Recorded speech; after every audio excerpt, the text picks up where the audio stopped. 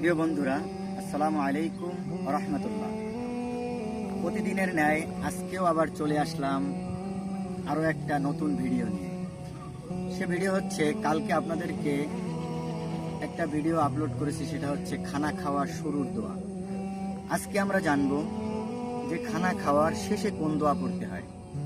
তো চলুন আজকে আমরা খানা খাওয়ার শেষের দোয়াটা শিখে নিই। খানা খাওয়ার শেষে এই দোয়া পড়তে হয়, আলহামদুলিল্লাহিল্লাযী আত'আমানা ওয়া সাকানা ওয়া জা'আলানা মিনাল মুসলিমিন। দোয়াটির অর্থ হচ্ছে, সকল প্রশংসা ওই আল্লাহ তাআলার, যিনি আমাদেরকে খাইয়েছেন, পান করিয়েছেন এবং আমাদেরকে বানিয়েছেন। সুনানে আবু দাউদ।